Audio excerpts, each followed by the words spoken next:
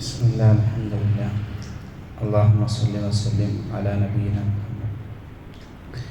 ഇമാം ഇബ്നു ഹജർ അൽ അസ്ഖലാനി റഹിമഹുള്ളാഹിയുടെ ബുലൂഗുൽ മറാമിൻ്റെ അവസാന ഭാഗത്തുള്ള കിതാബുൽ ജാമിഇലെ ബാബു തർഹീബി മിനൽ മസാവിഇൽ അഖ്ലാഖ്, മോശപ്പെട്ട സ്വഭാവഗുണങ്ങൾ വിശദീകരിക്കുന്ന ഹദീസുകളാണ് നമ്മൾ വായിച്ചുകൊണ്ടിരിക്കുന്നത്.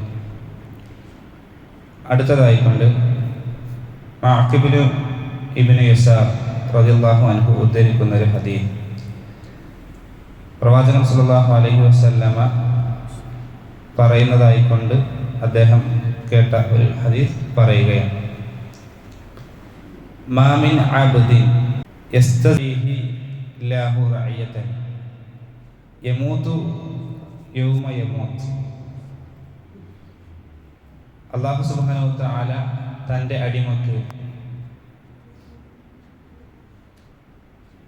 ഭരണം നൽകുക ചെയ്തു, അഥവാ തൻ്റെ നാട്ടിൽ ഒരാൾക്ക് ഭരണം ലഭിക്കുകയും ചെയ്താൽ മാത്രമല്ല, അദ്ദേഹം മരണപ്പെടുന്ന ഒരു സമയത്ത് മരണപ്പെടുകയും ചെയ്തു. വഹുവ ഖാശിൻ ലിറഅയതിഹി, ആ സമയം അദ്ദേഹം തൻ്റെ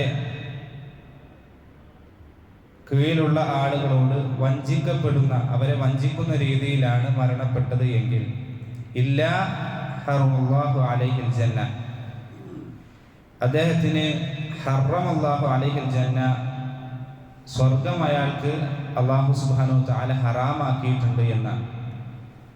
ഇന്ന് സമൂഹത്തിലേറെ ഗൗരവത്തിൽ നമ്മൾ കാണേണ്ട ഒരു വിഷയമാണ്. ഭരണം ഒരാൾക്ക് ലഭിക്കുകയും ആ ഭരണത്തിൽ കയറിക്കൊണ്ട് ആ ഭരണത്തിൽ എന്തൊക്കെയാണോ ആളുകൾക്ക് നൽകാമെന്ന് പറഞ്ഞുകൊണ്ട്, അതല്ലെങ്കിൽ നൽകേണ്ടിയിരുന്ന പല കാര്യങ്ങളും നൽകാതിരിക്കുക, അവരിൽ നിന്ന് വഞ്ചിച്ചെടുക്കുക, എന്നിട്ട് മരണസമയത്ത് ഒരു തൗബയും ഇല്ലാതെ അയാൾ അങ്ങനെയാണ് മരണപ്പെടുന്നത് എങ്കിൽ അയാൾക്ക് സ്വർഗം നിഷിദ്ധമാണ് എന്നാണ്. നേരെ പ്രസക്തമാണ് ഈ വിഷയം. പലപ്പോഴും ആയിക്കൊണ്ട് നമ്മുടെ നാട്ടിൽ പല തെരഞ്ഞെടുപ്പുകളും മറ്റുമെല്ലാം വരുമ്പോൾ പല വാഗ്ദാനങ്ങളാണ്, നിങ്ങൾക്ക് ഇന്ന ഇന്ന കാര്യങ്ങളെല്ലാം ചെയ്തു തരാം. എന്നാൽ അവർ വിജയിച്ച് ആ സ്ഥാനത്തെത്തിക്കഴിഞ്ഞാൽ പിന്നീട് ഈ വാഗ്ദാനങ്ങളില്ല. ഇനി മാത്രമല്ല, അവർ ആ സ്ഥാനത്തെത്തിക്കഴിഞ്ഞാൽ പല പൂഴ്ത്തിവെപ്പുകളും കോഴകളും, അതുപോലെ തന്നെ അവിടെ പല ആളുകളെയും വഞ്ചിക്കലും പണം അപഹരിക്കലും പല രീതിയിലായിക്കൊണ്ട് ആളുകൾ ഇത്തരത്തിലുള്ള കർമ്മങ്ങൾ ചെയ്യുന്നതായി കാണാം. എങ്ങാനും അവർ മരണപ്പെടുന്നത് തൗബയില്ലാതെയായിരുന്നുവെങ്കിൽ അല്ലാഹു സുബ്ഹാനഹു വ തആല അവർക്ക് സ്വർഗം നിഷിദ്ധമാക്കിയിരിക്കുന്നു എന്ന് നമുക്ക് കാണാൻ സാധിക്കും. ഇന്ന് പല ആളുകൾക്കും നമ്മുടെ വല്ല കാര്യങ്ങളും നേടിയെടുക്കണമെങ്കിൽ കൈക്കൂലി നൽകണം, എങ്കിലേ ഇത്തരത്തിലുള്ള ആളുകൾക്ക് അത് ചെയ്തു നൽകാൻ അവർക്കൊരു താല്പര്യമുണ്ട്.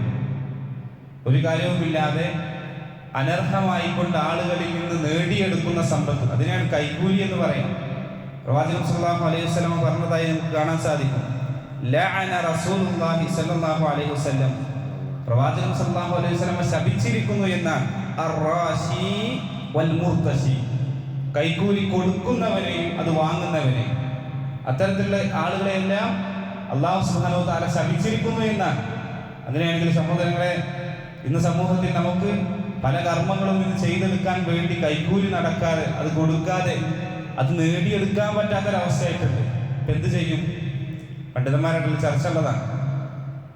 നമ്മളെല്ലാ പേപ്പറുകളും എല്ലാ കാര്യങ്ങളും ശരിയാക്കിയിട്ടുണ്ട്, പക്ഷേ ഈ ഭരണത്തിലിരിക്കുന്ന ആളുകൾ അവർക്ക് എന്തെങ്കിലും കൊടുത്താലേ ഇത് നടക്കുകയുള്ളൂ എന്ന അതിൻ്റെ അവസ്ഥയുണ്ടെങ്കിൽ അവർക്ക് നൽകാമെന്നാണ്. അതിനെ കൈക്കൂലിയായി പരിഗണിക്കുകയില്ല. കാരണം അത് ഇയാളുടെ കയ്യിൽപ്പെട്ട കാര്യമല്ല. എന്നാൽ നേരെ മറിച്ച് നമുക്കറിയാം, നമ്മൾ അനർഹമായിക്കൊണ്ട് കൃത്യമായ രേഖകളില്ലാതെ പല കാര്യങ്ങളും ചെയ്തുകൊണ്ട് ബിൽഡിങ്ങുകളും മറ്റുമുണ്ടാക്കി ആളുകൾ വന്നുകൊണ്ട് ഇതൊന്നും ശരിയല്ല, ഇങ്ങനെയൊന്നും പാടില്ല എന്ന് പറയുമ്പോൾ കൈക്കൂലി നൽകിക്കൊണ്ട് ഇത്തരത്തിലുള്ള കാര്യങ്ങൾ അനർഹമായി നേടിയെടുക്കും. അത്തരത്തിലുള്ള ആളുകളെയാണ് ഇവിടെ ലഅന റസൂലുള്ളാഹ്, പ്രവാചകന്റെ ശാപമുണ്ട് എന്ന് പറയപ്പെട്ടത്. അതുകൊണ്ട് സഹോദരങ്ങളെ, കൃത്യമായി നമ്മൾ മനസ്സിലാക്കണം, ഇത്തരത്തിലുള്ള ഭരണങ്ങളെങ്ങാനും നമുക്ക് നമ്മുടെ കൈകളിൽ കിട്ടിയാൽ ഇത്തരത്തിലുള്ള വിഷയങ്ങൾ നമ്മിൽ ഉണ്ടാകാൻ പാടില്ല. അപ്പോൾ നമ്മൾ വിചാരിക്കും ഇത് ഈ ഭരണത്തിലുള്ള ആളുകൾക്ക് മാത്രമാണ് എന്നുള്ളത്. എങ്കിൽ അങ്ങനെയല്ല. പ്രവാചകൻ സല്ലല്ലാഹു അലൈഹി വസല്ലം പറഞ്ഞതായി നമുക്കറിയാം, കുല്ലുക്കും റാഇൻ വകുല്ലുക്കും മസ്ഊലുൻ. നിങ്ങളെല്ലാവരും ഭരണീയരാണ്, നിങ്ങളെല്ലാവരും ചോദ്യപ്പെടുമെന്നാണ്. സഹോദരങ്ങളെ, നമ്മൾ ഭരണീയരാണ്. നമ്മൾ നമ്മുടെ ഭാര്യയുടെയും മക്കളുടെയും നമ്മുടെ കുടുംബത്തിന്റെ ഭരണീയർ. അത് നമ്മളാണ് അവരെ ഭരിക്കുന്നത്, അവർക്ക് വേണ്ട കാര്യങ്ങൾ ചെയ്തു നൽകുന്നത്. ഇവരുടെ എല്ലാ വിഷയത്തിൽ നമ്മൾ ചോദ്യം ചെയ്യപ്പെടുമെങ്കിൽ അവരെ വഞ്ചിക്കപ്പെടുന്ന രീതിയിൽ നമ്മൾ വിട്ടേക്കാൻ പാടില്ല.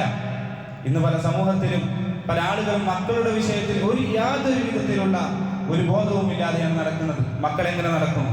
മകൻ രാത്രി 12 മണിക്കും 1 മണിക്കും വീട്ടിലേക്ക് കയറി വന്നാലും ഒന്ന് ചോദ്യം ചെയ്യാൻ പോലും ചില മാതാപിതാക്കൾ അവർ തയ്യാറാകുന്നില്ല. സ്വാതന്ത്ര്യമാണ്, അവർക്ക് ഇഷ്ടമുള്ള സ്വാതന്ത്ര്യങ്ങൾ വകവെച്ച് നൽകിയിരിക്കുന്നു എന്നാണ്. സഹോദരങ്ങളെ, അവരുടെ വിഷയത്തിൽ കൃത്യമായി നൽകേണ്ട കാര്യങ്ങൾ ദീന് നൽകുക, കൃത്യമായി അവർക്ക് ബോധം നൽകുക, മര്യാദകൾ പഠിപ്പിക്കുക. ഇത് മാതാപിതാക്കളുടെ ബാധ്യതയാണ്. അതവർക്ക് നൽകാതെയാണ് നിങ്ങൾ മരണപ്പെടുന്നത് എങ്കിൽ സ്വർഗം അവർക്ക് നിഷിദ്ധമായി എന്നാണ് പ്രവാചകൻ സല്ലല്ലാഹു അലൈഹി വസല്ലം പഠിപ്പിച്ചിട്ടുള്ളത്. നമ്മളെ ഇന്നും എത്ര ആളുകളാണ് കൃത്യമായി കൊണ്ട് തന്റെ പെൺമക്കളെ കൃത്യമായി വസ്ത്രം ധരിപ്പിക്കാൻ ഇന്ന് മടിയാണ്. സ്കൂളിലേക്ക് പോകുന്നത് പാവാടയും കൃത്യമായി കൊണ്ട് ഔറത്ത് മറക്കാതെ അത്തരത്തിലുള്ള സ്കൂളുകളിലേക്കാണ് പറഞ്ഞയക്കുന്നത്. അവർ കൃത്യമായി മനസ്സിലാക്കണം. ഇന്ന് ഈ ഒരു ആയത്ത് നമ്മൾ ശ്രദ്ധിച്ചില്ലേ? യാ ഇബാദിയല്ലദീന ആമനു ഇന്ന അർദി വാസിഅത്തുൻ. ഇബാദികളെ, എൻ്റെ അടിമകളെ, നിങ്ങൾക്ക് അല്ലാഹു സുബ്ഹാനഹു വ തആല ഭൂമി വിശാലമാക്കി തന്നിരിക്കുന്നു എന്നാണ്. എന്തുകൊണ്ടാണ് ആ സ്കൂളിൽ പറഞ്ഞത്? ഔറത്ത് അവിടെ മറക്കുന്ന സ്കൂൾ, അവിടെ ഔറത്ത് മറക്കാൻ പാടില്ല എന്ന് നമുക്കറിയാം. എന്നിട്ടും അവിടെ കൊണ്ടുപോയി ആക്കി. നല്ല വിദ്യാഭ്യാസം കിട്ടും, മറ്റു പല കാര്യങ്ങളും പറഞ്ഞുകൊണ്ട് അവിടെയാക്കുന്നു. സഹോദരങ്ങളെ, നമ്മളൊന്ന് ചിന്തിക്കണം. അല്ലാഹു സുബ്ഹാനഹു വ തആല ഒരിക്കലും നീ എന്തുകൊണ്ട് ഇത്ര വരെ പഠിപ്പിച്ചില്ല, എന്തുകൊണ്ട് +2 പാസ്സാക്കിയില്ല, എന്തുകൊണ്ട് മെഡിക്കലിന് പറഞ്ഞയച്ചില്ല ഒന്നും ചോദിക്കുകയില്ല. നേരെ മറിച്ച് പകരം ചോദിക്കുന്നത് ദീൻ എന്തുകൊണ്ട് നൽകിയില്ല, ആ മക്കൾക്ക് എന്തുകൊണ്ട് ആ ദീൻ കൃത്യമായി കൊണ്ട് നൽകിയില്ല, അതേ അല്ലാഹു ചോദിക്കുകയുള്ളൂ. അതുകൊണ്ട് കൃത്യമായി കൊണ്ട് നമ്മൾ മനസ്സിലാക്കണം. അത്തരത്തിലുള്ള നാട്ടിൽ ജീവിക്കാൻ പറ്റില്ലെങ്കിൽ അവിടെ നിന്ന് പോകണം തന്നെ. ഹിജ്റ എന്ന് പറയുന്നത് റസൂലുള്ളാഹി സ്വല്ലല്ലാഹു അലൈഹി വസല്ലം മാത്രമുള്ളതല്ല. ഹറാമിൽ ഇത് കൃത്യമായി ഇസ്ലാമിക മര്യാദകൾ പാലിച്ചുകൊണ്ട് ജീവിക്കാൻ നമുക്ക് പറ്റുന്നില്ലെങ്കിൽ അവിടെ നിന്ന് പോകണം എന്നുള്ളത് തന്നെയാണ് ഇസ്ലാമിന്റെ മര്യാദ, ഇസ്ലാം കൽപ്പിച്ചിട്ടുള്ളത്. അതുകൊണ്ട് കൃത്യമായി കൊണ്ട് നമ്മുടെ മക്കളുടെ വിഷയത്തിൽ, ഭാര്യയുടെ വിഷയത്തിൽ പല ആളുകൾക്കും ഭാര്യയെ നിയന്ത്രിക്കാൻ സാധിക്കുന്നില്ല. ഭാര്യയെല്ലാം വീട്ടിലേക്ക് അന്യരൊക്കെ ഭർത്താവില്ലെങ്കിൽ പോലും കയറ്റിയിരുത്തുന്ന, അന്യരായ ആളുകളോടൊക്കെ കൃത്യമായി ഒരു മറയില്ലാതെ സംസാരിക്കുന്ന, അവരോട് ഇണങ്ങിയും കൊഴുങ്ങിയും എല്ലാം സംസാരിക്കുന്ന ഒരവസ്ഥ. ദയ്യൂസ് എന്നാണ് പ്രവാചകൻ സല്ലല്ലാഹു അലൈഹി വസല്ലം അത്തരക്കാരെ പറഞ്ഞത്. ശാപമുണ്ട്, അല്ലാഹുവിന്റെ ശാപം കിട്ടുന്ന വിഭാഗമാണ് ദയ്യൂസ്.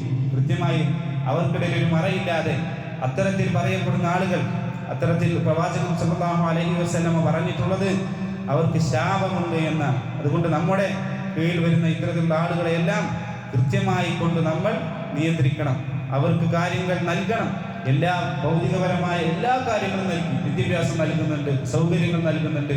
അതിൻ്റെ കൂട്ടത്തിൽ നമുക്ക് ഇത്തരത്തിൽ ദീനിയായിക്കൊണ്ട് എല്ലാം അവർക്ക് ചെയ്തു നൽകാൻ നമുക്ക് സാധിക്കണം. ഇല്ല എങ്കിൽ ഈ പറയപ്പെട്ട വിഭാഗത്തിൽ മരണപ്പെടുന്ന സമയത്ത് തൗബയില്ലാതെ മരണപ്പെട്ടാൽ നമ്മളും ആ ഒരു വിഭാഗത്തിൽ ഹറമല്ലാഹു അലൈഹിൽ ജന്ന, അല്ലാഹു സുബ്ഹാനഹു വ തആല കാത്തുരക്ഷിക്കുമാറാകട്ടെ. അവരേറ്റവും കൂടുതൽ നന്നായി സംരക്ഷിക്കുന്ന ദീനെല്ലാം നൽകിക്കൊണ്ട് കൊണ്ടുവരാനെങ്കിലും പരിശ്രമിക്കുന്ന ആ രീതിയിലേക്ക് അല്ലാഹു സുബ്ഹാനഹു വ തആല നമുക്ക് ഏവർക്കും അല്ലാഹു അതിനുള്ളൊരു തൗഫീഖ് നമുക്ക് നൽകി അനുഗ്രഹിക്കുമാറാകട്ടെ. സുബ്ഹാനകല്ലാഹുമ്മ വബിഹംദിക അഷ്ഹദു അൻ ലാ ഇലാഹ ഇല്ലാ അൻത അസ്തഗ്ഫിറുക വ അത്തൂബു ഇലൈക്. അസ്സലാമു അലൈക്കും.